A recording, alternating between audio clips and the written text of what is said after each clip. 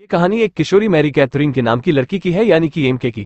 उस लड़की के सिकुड़ने और एक छोटे से वुडलैंड राज्य में टेलीपोर्ट होने के बाद स्लग फूलों के लोग और लीफमैन नामक छोटे सैनिकों से बसा हुआ है, लेकिन उन्हें नॉर्मल आंखों से देख पाना बहुत मुश्किल था और वो हम इंसानों से थोड़े तेज थे। वो अच्छाई और बुराई के बीच एक जंगली साहसिक कार्य में बह गई है और अपने नए दोस्तों के साथ उसकी रक्षा के लिए लड़ रही है, एक ऐसी दुनिया जिसे वो कभी नहीं जानती थी। तो चलिए ये कहानी की शुरुआत करते हैं। कहानी की शुरुआत में हम देखते हैं कि उसी जंगल में एक आदमी उन्हीं का पता लगाने के लिए उस जंगल में चारों ओर कैमरा लगा रखा है। इस आदमी का नाम है बोम्बा, जो उस लड़की का पिता है और ये एक साइंटिस्ट होते हैं। कुछ कौवे एक पक्षी को अपना शिकार बनाना चाहते हैं और ये सब कैमरे में रिकॉर्ड हो रहा है। सिग्नल मिलता है बोम्बा को। जब वो उस जगह आता है तो उसे वही चिड़िया मिलती है जिसका कौवे शिकार करना चाहते थे। वो उस पक्षी को उठाकर लेंस लगाकर देखता है कि उसके पीठ पर बैठने वाले सैडल यानी कि जीन पहनाया गया है, जिस पर बैठकर सवारी किया जाता है। वो तुरंत समझ जाता है कि इसके ऊपर कोई सवारी कर रहा था। वो ऊपर की तरफ देखता है लेकिन उसे कुछ नहीं दिखता। हम देखते हैं कि एक लड़का जो लीफमैन की सेना में है वो कुछ बोगन से बचकर भाग रहा है और वो छोटी पक्षी इसी की सवारी थी जो घायल होकर नीचे गिर गई थी। बोगन्स वो कीड़े हैं जो हरा भरा जंगल को सूखा बना दे और वो चाहते हैं कि जंगल में कोई हरियाली ना हो और पूरे जंगल में सिर्फ उसका राज चले। इस लड़के का नाम है नॉड। उसे बचाने के लिए लीफमैन का लीडर रोनन आता है और कहता है कुछ मदद चाहिए, लेकिन नॉड उसे मना कर देता है और तभी एक कौवा उसे उड़ा ले जाता है। वो मदद के लिए चिल्लाता है और रोनन उसे आकर बोगन्स से बचा लेता है और उसे कहता है कि तुम एक लीफमैन हो, एक योद्धा, और ये बात जानते हुए आज कितना खास दिन है। तब नॉड कहता है ये लिवमैन लड़ाई वगैरह मेरे बस की बात नहीं। रोनन कहता है तुम समझते क्यों नहीं हो, तुम इसी के लिए ही बने हो और ये बात न जाने तुम कब साबित करोगे। और रोनन उसे ये भी कहता है कि तुम मोनवर वापस लौट जाओ, नहीं तुम्हारी छुट्टी हो जाएगी। और इसके बाद उसको ऐसे ही लटकता हुआ छोड़ के वहां से लीफमैन चले जाते हैं। उसके बाद हम एमके को देखते हैं जो जंगल में आई है अपने पिता को यहाँ से घर ले जाने के लिए, क्योंकि उसे ये लगता है उसके पिता की जिंदगी यहाँ इस जंगल में रह के बर्बाद हो रही है। और वो अंदर जाकर देखती है कि उसके पिता काम में इतने व्यस्त थे कि उनके घर में और उनके बगल में कोई खड़ा है, लेकिन उन्हें पता ही नहीं। वो आवाज देती है और उसके पिता उसे गले से लगा लेते हैं, क्योंकि एमके के बचपन में ही उसकी माँ उसे लेकर चली गई थी, जो बोम्बा उन लीफमैन का खोज कर रहा था जो उस जंगल में बसा हुआ है। वो कुदरत के बनाए गए बहुत छोटे इंसान थे और जंगल की ऐसी रानी जिसकी वजह से जंगल हमेशा हरा भरा रहता है। फिर बोम्बा को सिग्नल मिलता है और अपनी बेटी से बताता है कि आज का दिन बहुत खास है, क्योंकि आज पूनम की रात है जो 100 सालों में एक बार होता है। रिसर्च करने के लिए बोम्बा यहाँ से चला जाता है और फिर हम इस जंगल में बसे हुए खूबसूरत दुनिया को देखते हैं, जहाँ पर लीफमैन यहाँ की रानी और इस जंगल की रक्षा करते हैं, जिसकी वजह से सब इन्हें अपना हीरो मानते हैं। और फिर लीफमैन का सेनापति रोनिन वो जंगल की रानी के पास जाता है।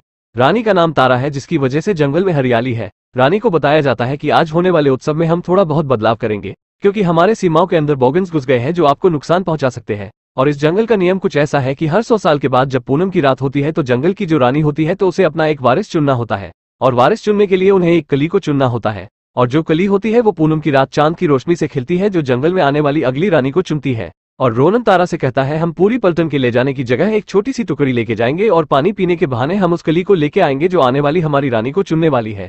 इस पर तारा कहती है मैं तुम्हारी बात समझती हूँ, पर ये ऐसे काम नहीं करता है। कली को चुनने के लिए मुझे खुद जाना होगा और ये मौका मुझे 100 सालों बाद मिला है, और मैंने आज नहीं चुना तो हमारे पास कोई ऐसा नहीं होगा जो इस जंगल की हिफाजत कर सके। फिर हम बोगन्स की दुनिया को देखते हैं जो देखने में बहुत ही सड़ा गला होता है। और इसके बाद हम सबके लीडर मैंट्रिक को देखते हैं जो अपने बेटे से पूछ रहा होता है कि आने वाला उत्सव ये लोग कहाँ पर मनाने वाले हैं, जिस पर वो बताता है कि वो लोग अपना उत्सव अपनी सरहद के अंदर मनाने वाले हैं। और ये बोगन्स हमेशा सड़े गले इलाके में रहना पसंद करते हैं, जिसकी वजह से ये लोग हरे भरे जंगल से नफरत करते हैं। बोगन्स जंगल को तबाह करने की कई कोशिशें भी कर चुके हैं, लेकिन रानी तारा अपने जादू की मदद से जंगल को फिर से हरा भरा कर देती है, जिसकी वजह से ये लोग रानी से बहुत नफरत करते हैं और उसे किसी न किसी तरह से मारने की कोशिश भी कर चुके हैं।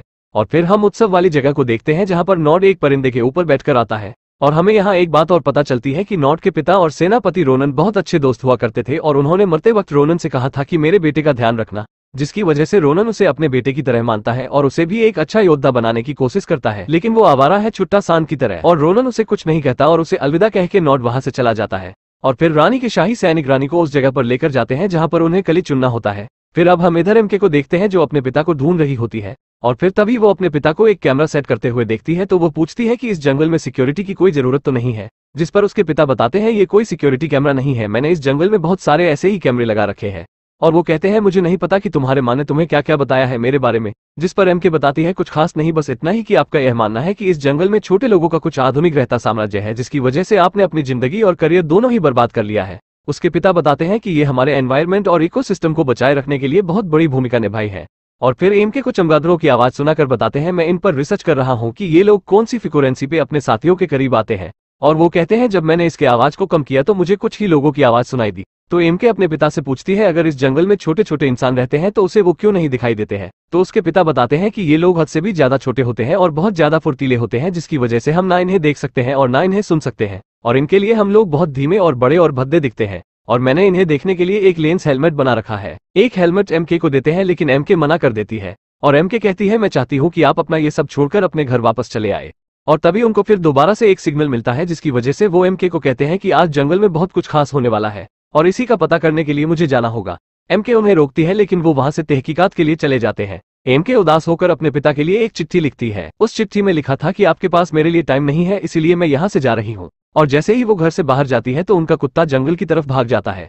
एमके उसके पीछे उसे ढूंढने के लिए चली जाती है। फिर इधर जंगल में रानी एक तालाब के पास होती है, जहां उन्हें किसी कली को चुनना होता है। और यहाँ हम मब और ग्रब को देखते हैं जो इस तालाब की रक्षा करते हैं। ग्रब एक लीफमैन सोल्जर बनना चाहता है और जैसे ही रानी अपने कली को चुनती है तभी इन सब के ऊपर बॉगन्स हमला कर देते हैं, जिनसे बचने के लिए उनके सोल्जर अपना बेस्ट देते हैं रानी को बचाने के लिए। पर बॉगन्स की संख्या ज्यादा होने की वजह से रानी के सारे सैनिक हारने लगते हैं, जिसके बाद जंगल रानी को बचाने की कोशिश करता है, पर बॉगन्स उनका पीछा नहीं छोड़ते। उसके बाद रोनन अपने यूनियन चिड़िया माउंट पर बैठ कर आता है और रानी को उठा ले जाता है। इसके बाद मैंड्रेक जो बॉगन्स का लीडर है वो अपने बेटे के साथ रानी और रोनन पर हमला कर देता है। रोनन उसके बेटे को मार देता है, तभी मैंड्रेक वो रानी को भी मार देता है। और इधर हम एमके को देखते हैं जो अपने कुत्ते को ढूंढते हुए और रानी को गिरते हुए देखती है। वो उनके पास जाती है और मरती हुई तारा उस कली को एमके को देकर उसे अपने जादू की मदद से उसे छोटी कर देती है और उसे वो कहती है कि इस कली को निम्कलो तक पहुंचा दो। इसके बाद रोनन वहां पर आता है, जहां पर रानी उसके बाहों में आखिरी लफ्ज के साथ कहती है कि इतने दुखी मत हो, और इसके बाद वो इस जंगल में समा जाती है। फिर रोनन एमके से पूछता है कि रानी ने मरते वक्त तुमसे कुछ कहा था। एमके बताती है कि उन्होंने सिर्फ यही कहा था कि इस कली को निम्कलो तक पहुंचा दो। नीलकलो किसी का नाम है और उसी के पास जाना होगा, वही इस कली को बचाने और इस्तेमाल करने का तरीका बताएगा। एमके को ये सब देखकर थोड़ा अजीब लग रहा था और घबराई भी हुई थी। उसके बाद उसको जब ये बात पता चलती है वो अपने साइज से बहुत ज्यादा छोटी हो चुकी है, तो रोनन से कहती है मुझे अब फिर से दोबारा बड़ा कर दो, मुझे यहाँ पर नहीं होना चाहिए था। और तभी वहां पर मब और ग्रब दोनों आ जाते हैं, जो रोनन से कहते हैं कि हम ही है जो इस कली को मुरझाने से बचाने के लिए और उसे हम नमी दे सकते हैं।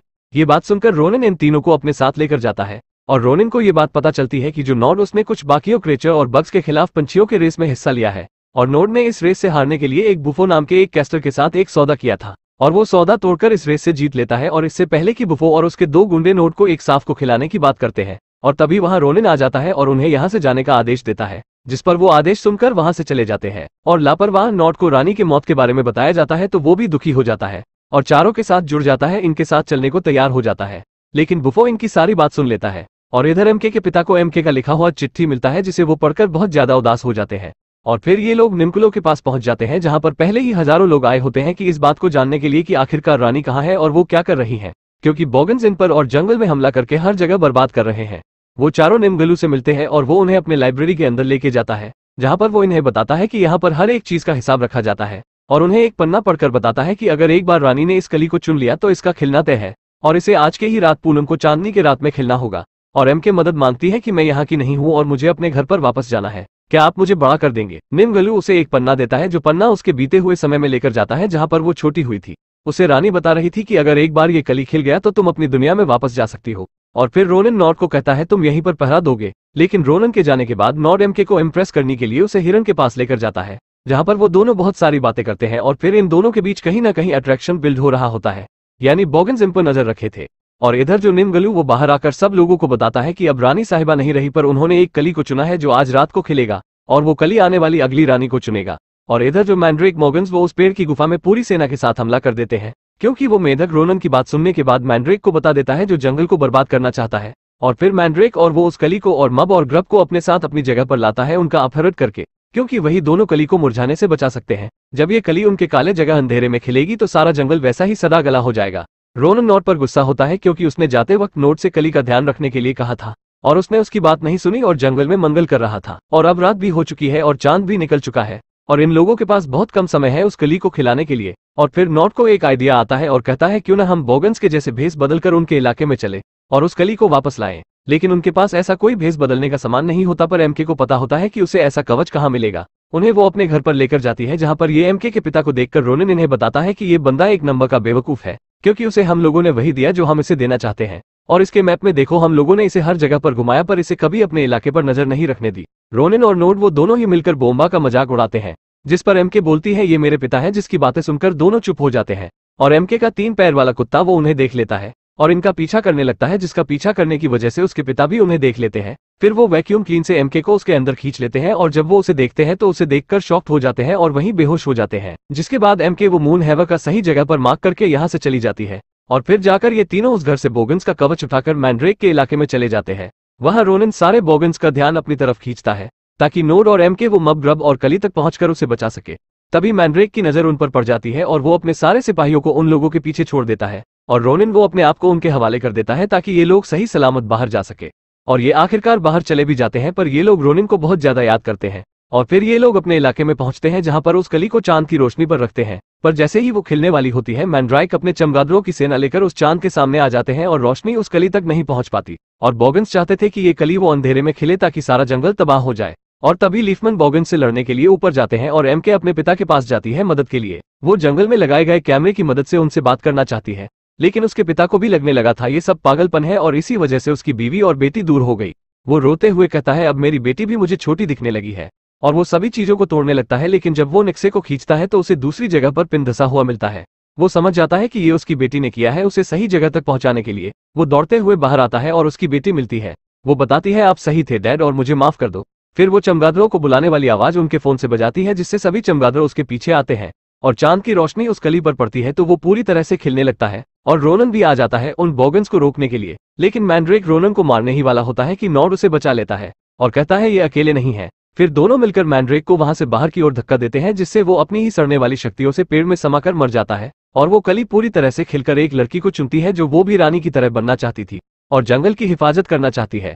और वो लड़की रानी बनने के बाद एमके को वापस से ठीक करने की कोशिश करती है और उसे पहले जैसा बना देती है।